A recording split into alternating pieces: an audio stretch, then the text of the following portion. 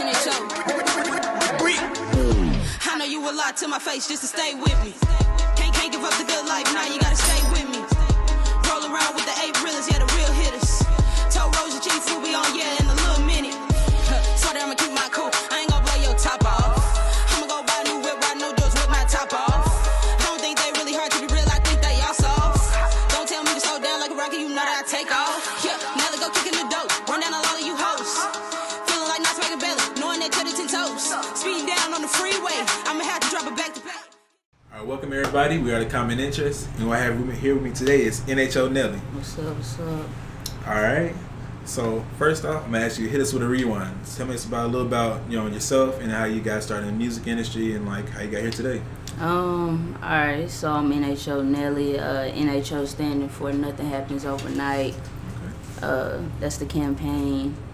I got into music when I was about 19. Really got into rapping, and I just been doing that ever since. But I think I was just born with a gift naturally. I play instruments.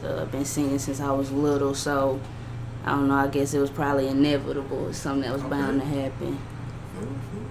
Well, what instruments you play? I play the drums, piano, guitar, all self-taught. It's all self-taught. Dope. Is, you have any like prior family that was in the music industry or anything like that, or it just came natural to you? My father and a cousin of mine, actually, they were rapping and DJing back in the day. But, that probably played a role in it as well, you know what I'm saying? Like, my dad is pretty much a jack of all trades. Okay. So I think that's something he passed down to me. That's dope. Okay, so the tape you're working on right now is Fool, correct? Fool, FOOL, stands for Feel Out of Love. Yes, sir. Okay. So what is Fool gonna be for you? Like as your project as a whole, when you complete it and drop it out, what's that gonna be to you? I mean, it's the foundation. It's just the start. It's just the beginning of what we got coming. Not just this year, but years later on down the line. But it's gonna be an introduction, and it's kind of like a basis of things that I learned just in life in general, about love, relationships, people. A lot of that geared. What I'm saying, my focus and my drive for this tape. So, I think a lot of people gonna relate to some of the songs on there. They gonna definitely hit, and then we got some hits on there too. So okay, for sure. So what's the kind of message or the vibe you trying to say with this tape? I mean, honestly, when I go into it, I don't want to say that I don't make music for people. It's partly for myself. It's like it's therapy, definitely. But I do want people to be able to relate. I'm aiming for relatability, if anything, and to capture the people that either been through it or just, like I say, just vibe with it, just rock with it. Okay, dope. So, off of Fool, if you don't mind me asking, which song, that you could reel me in with to maybe listen to the whole project, which song would you say to try me to listen to? I have two. I say, I say Just to Stay, which is definitely like a forerunner hit right now. One of like my most anticipated tracks, and then another song I have on there called They Don't Love You. Okay. I think those two songs, either or, definitely gonna be an attention grabber. But okay. Yeah. Dope. So, you got visuals in the works too, or is you're working on the album? It's coming. First? It's coming. Okay. It's coming. Dope. The tape is coming sooner than sooner than people know. Okay. Do you have a date for that yet, or is to be determined? I don't want to say too much. Okay. I don't want to say too much. I like surprises. I like surprises too. So I'm spontaneous. Okay. Do a little Beyonce drop or something. Right, that's right. Y'all just gonna wake up with it. Yeah. You know what I'm saying? I feel it. Okay. I saw you over for Blueface as well, right? Yes, sir. Sir. I performed at the Blueface birthday concert thrown by Breezy and Houston. Definitely shout out to her. It was a movie. It was a movie. That was like my first show really as a rapper. Before that, I did a Hugh Indie Cypher for her as well, but that was my first like actual performance. And I mean, you could check the footage out on my Instagram. You know what I'm saying? I'm about to drop a recap on YouTube, so you could go see what it was for yourself if you wasn't there. If you was there, you know, you caught the vibes. Okay, dope. Yeah, that was a enjoyable experience. You know, was it? You feel like it's for the record books or something like that? Nah. It's better. It's better coming. Like I mean, I feel like off of that, you know, you just build. You know, when it comes to performing, that's what that's about. Like it's about capturing the audience, but also you got to be able to perform. You can't just say you're an artist or you're a rapper, singer, whatever, and you don't perform. You know, you got to really perform. Right. So I think with that was just a start. You know, just a taste for people to see. Because I'm not new to, you know, being in front of crowds and things like that. So it's more on the way. I'll be doing South by Southwest in Austin on March 13th as well. Another by Breezy show. Come and take it live. So, you know. Hey, be out there. Come see me if you out there. We gonna make another movie. Hey, sequel. Okay, I That's see right. it. Okay, so for you personally, how do you feel about women in the rap industry right now? I mean, honestly, it's women taking over like the industry. Like they definitely. I don't think, as far as women in rap, ever really fell off. Because, like, I could name Rhapsody, No Name Gypsy, you know, just to start. But it's definitely, now you seeing it more. And it's not just what it used to be. Because there was one point when women had to be sexualized really to get attention. You don't really have to even be sexualized these days. Like, if you coming with bars, then, you know what I'm saying, people recognizing you. They recognizing the talent for women now. Right. So it's factual. Okay, that's dope. So, I was looking at your work and everything. I saw you had the 30 for 30 freestyle. You was spazzing that whole. Thank you. No problem. What inspired that? Like, was straight off the dome. You just like, I got some shit I gotta say. It was literally just straight off the dome. I recorded that. I was 19. Yeah, I'm 23 now. That was 4 years ago. So the fact you even listening to it, like that was long. You know, to me that was long time ago. Especially considering like the way I've not necessarily changed, but I've grown since then. But when I recorded the 30 for 30, definitely just was in a different headspace, different times. Was dealing with my grandfather, maybe rest in peace. He passed last year of his Alzheimer's disease. But dealing with that and coming to grips with that, growing pains, honestly. You know what I'm saying? And looking around, seeing what was going on in the world and realizing, like, damn, everything is not what I thought it would be when I got to this point. But I definitely think even through that song, like, I still listen to it myself, and it's just like, damn, like, it brought me to a point of realization. Like, you know what I'm saying? Like, it was eye-opening for me. Like I say, music is therapy for me, so it was just like, I need to vent. And I just got in there and I just said what I felt. You said some good stuff. That was some real shit. I seen the growth in your music as well, because I was checking the rest of your songs out, and the tracks you sent me too. I was like, okay, I see where you're coming, and now I'm looking forward to the project for sure. But so if you could have a dream collab with a rapper, singer, and a producer, and they don't necessarily have to be on the same track together, who would they be? That's a good question. That's a very good question. I think a producer I want to work with for sure one day. Timbaland.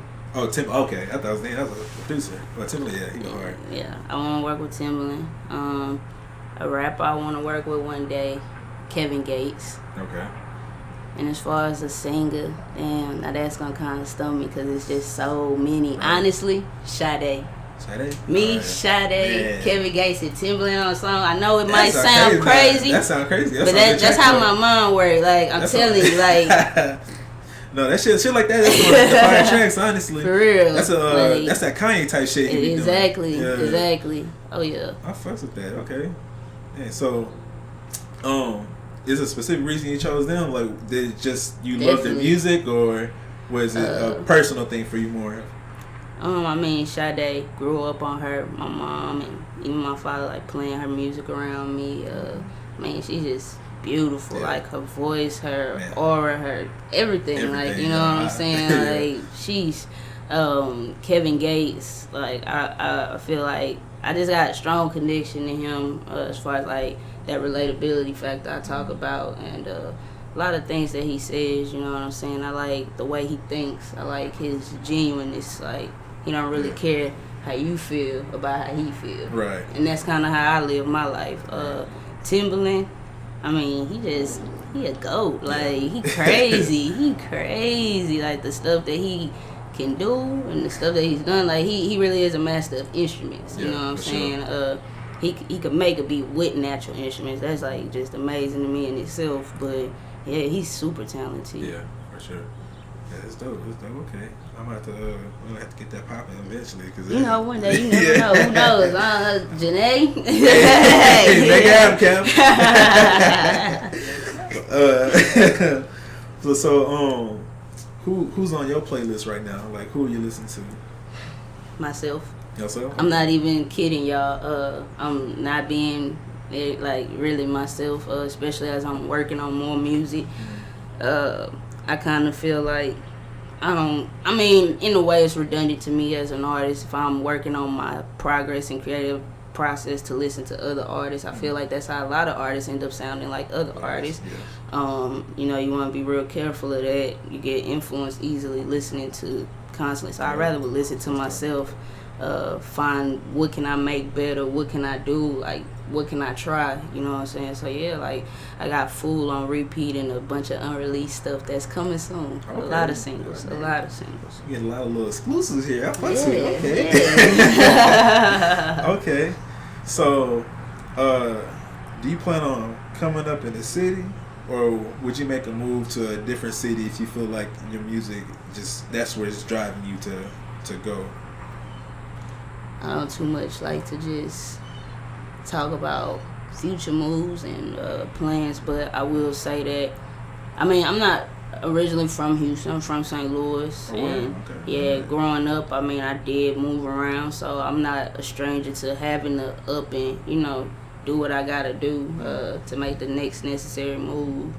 Something else I learned from my father. So, yeah, I feel like I could say if it's a need for growth, I make the necessary steps. We'll do what we gotta do, you know. Okay. So, I feel like you probably already said this. I'm gonna ask you this anyway. What brings you back to the booth and the stage? Like, cause you could be an artist, just record, don't even want to perform none of this stuff. Mm-hmm. So, what brings you to the booth to make a track and just go out and be like, I want everybody to see me perform this live and see my raw emotion? That's the best part. Human to human, for real. Like, human to human connection and interaction is really powerful. Honestly, what do you do it for if you don't want to go out and, like, share this with people live and make them feel what you felt when you recorded it? Honestly, when I go in the booth, it's like a live performance. Yeah. So when I get on stage, I'm really doing like what I probably was in the booth doing. I just get to do it in front of you now, right. Like, and you get to feel like, but you get to feel, you know what I'm saying, a real connection with listeners, with your audience. I don't see how you could want to miss out on that. That's important. That's what makes people come back to your music and come back to you as an artist. That's how you get people to say, oh yeah, I want to support them. I want to listen to their music. Hey, you need to check this out. Honestly, after that Blueface concert, like, that was a major, like, stepping stone, and I just feel like I say, every performance is a stepping stone that you definitely want to make. So I think, I just think it's important, like, to get out there, perform live. Like, it don't make sense not to. Yeah, I feel that, because definitely it's as an artist, you could, like, you can make a music and somebody listen to the song, they vibe to it. It's like, okay, it's cool. But when they see you live, that's I've had songs like that too. Even like you know, people that I've listened to, you know what I'm saying? Like, I might like the song, but once I hear it live, it's like, damn. Like, once you get, like I say, once you get to see them, you get to feel them, feel their presence. It's like, that's a different connection now. Yeah. Yeah, that can make it your favorite song now. Yeah, so, definitely. I got some songs like that just off the I seen it live and I was like, yeah, now I really like it. Okay, who's your favorite live performer? Favorite live performer? Damn, that's a good question too. Dang, you stumping me right. That's my job. That's my job. I like that. My favorite live performer. Who just really like sits off a stage when they perform? Dang, I could think of like so many people. Who you say today? Travis, you think so? Travis? Yeah, Travis cool. Travis cool, you know what I'm saying? Honestly, I'm okay. One of my favorite live performers, no joke. I like to watch Beyonce perform live. Beyonce's a great live performer. Okay, she know how to throw. She's a great live performer for real. I like Beyonce live. Man, who else? Like, dang, it's just so many. Like, oh my goodness, like I could definitely think of a few people. I'll go with even one of my personal favorites out of H-Town, Lunatic Nove. That is one of my favorite live performers. You know what I'm saying? Lunatic Nove. If you haven't heard of my boy Lunatic repping, you know what I'm saying, Agency, definitely go check him out. One time I saw him perform live and he pulled his pants down on stage and I never forget it, you know what I'm saying? I loved it. I love it. Stuff like that, I love it. Yes. Okay, I'm all into the crazy antics and the, you know what I'm saying? It was him though, you know, like I say, that connection. I know it's weird, but that connection, I was like, I like this dude. I really like this dude. Okay, I'm gonna check that nigga out. That nigga, alright, that's real shit. Okay. Oh man, I lost my questions. This little fucking shit came up. Has it been any live performers that you that was just like it turned you off afterwards, anything like that? Like, I wouldn't speak on it. I wouldn't speak on it. But they're there. We know. Yeah, you know what I'm saying? If you know, you know. Yeah. Okay. So what's your most memorable moment as an artist so far? Because I know you have plenty more to come, but as so far, what's the one is like, damn, that was some. Hell, that Blueface show, like, I'm gonna keep talking about it. If you haven't seen the recap or watched none of the videos, like, it was something different. Like, yeah, that Blueface performance, man. Like, I lived on cloud 9 for like a good 2 weeks after that. I know that was a good I had to drink mimosas every day for that shit, man. Like, yeah, I was feeling myself, you know. That Blueface show, it really like kicked off. But like you say, it's gonna be way more like memorable moments. So last year I did South by Southwest too, and didn't even really much perform, but like still made quite a mark and a lot of connections. So yeah, it's more to come. It's more to come for sure. All right, fuss with it, man. So, Fool don't have a date for it yet. But it's coming up soon. It's a surprise. A surprise? Oh, you just gonna drop it on? Just fuck it. Don't let nobody know. Nobody knows. I might not even let my team know. I might just, do that. I am. All right. So we get physical copies for this as well. Yes. I'm not gonna stop with the physicals. Got merch coming, all that too. Definitely NHO campaign. If you don't follow us, definitely follow the campaign. That's NHO campaign, just like that. If you follow me, NHO Nelly, it'll definitely take you right to the campaign. Follow Janae for sure. Janae Inspired. Keep up with all of us, everybody, because it's coming. It's a lot coming. It's a whole lot on the way. Like I say, I don't like to just speak too much. I'd rather just show you. And that's what we're going to do. We're going to show you. See, I stay on the lookout. I'm trying to be seen. So let's make this shit happen, Kevin. Yes, sir. All right. Well, we are the Common Interest. I appreciate y'all watching. Stay out for NHO Nelly and Fool. Dropping the song. Like and subscribe below. And y'all have a nice night. Yes, sir. Yeah, you can clock out. NHO campaign. It's work time. What you doing? You ain't working. You can clock out. Say, little baby, you the truth. You got to knock out. So all the fussing and the arguing, what it be about? Make me lose my mind. Yeah, I click out. What you doing? You ain't working. You can clock out. Say, little baby, you the truth. You got to knock out. So all the fussing and the arguing, what it be about?